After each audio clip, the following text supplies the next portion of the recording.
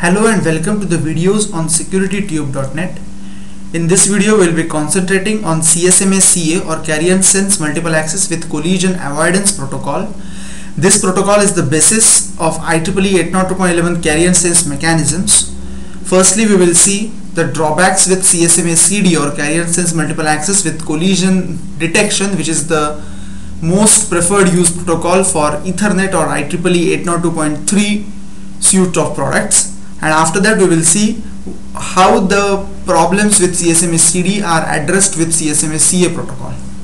The next natural question is, why not CsmaCD and why to have a separate protocol for wireless like CsmaCA? So first we will see the limitations of Carrier Sense Multiple Access with Collision Detection protocol, which is used in Ethernet.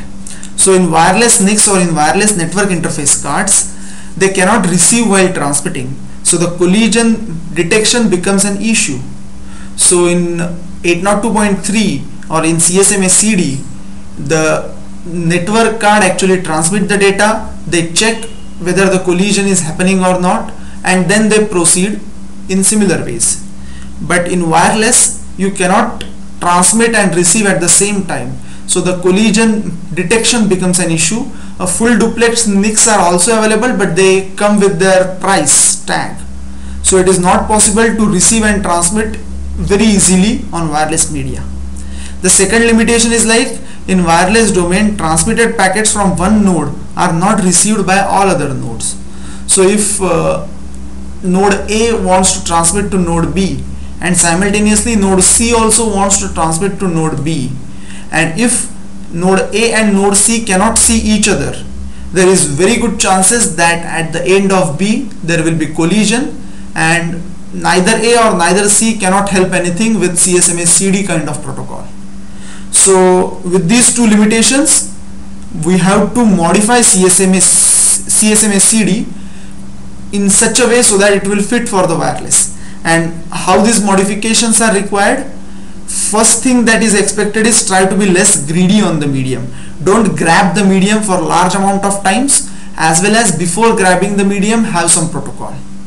If channel is sensed busy before transmission, then defer the transmission for random interval, and if the channel is seen busy for large amount of times or again and again, then increase this random back of time exponentially.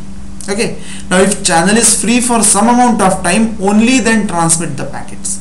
If channel is sense free, don't start transmission immediately, wait for certain amount of time, which is called dips, and only then start transmission.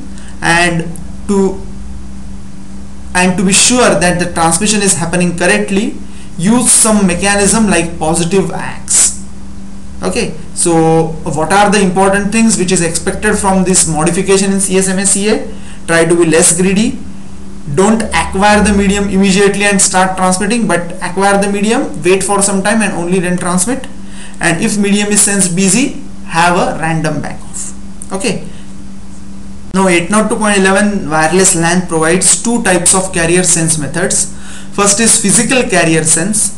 In physical carrier sense, actually file layer or physical layer text part, and it uses the basic CsmaCA as the carrier sense. There is also one more method in which the carrier sensing can be done and the prioritization on wireless media can be done, which is called virtual carrier sense. Now virtual carrier sense thing is provided by the MAC or media access control layer. It is also called as NAV or network allocation vector. NAV maintains the prediction of the future traffic on the medium based on the duration field in wireless packet. Every wireless packet has a duration ID field in it.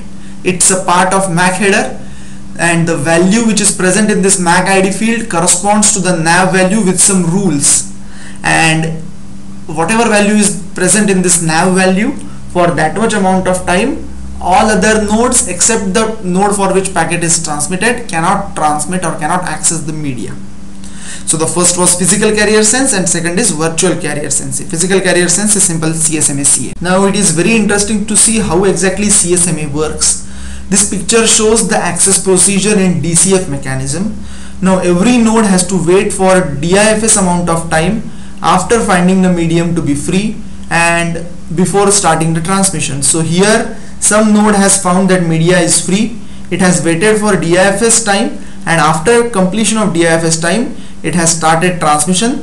So the media will be busy in this period. DIFS is DCF IFS. IFS is interframe spacing. So in DCF type of transmission, the interframe spacing is called DIFS or DIFS. Okay. Now in this period of time somewhere, the second node wants to transmit some data, but it has sensed that medium is busy, so it has deferred its access. It will keep on deferring its access until media becomes free. Once media becomes free, it has to wait for again some amount of time. Now this some amount of time can be SIFS, PIFS or DIFS depending upon the node and which kind of packet that node needs to be transmitted. Now what exactly is SIPs, PIFs and DIFs? I will be creating one more video concentrating on this interframe spacing things. I will be explaining more about that, but currently just remember these are some time intervals for which every node has to wait before transmission depending upon the type of packet and type of node. Okay, so assume that our node needs to be waited for DIFS amount of time after media has become free. Okay, so this node has waited till DIFS time.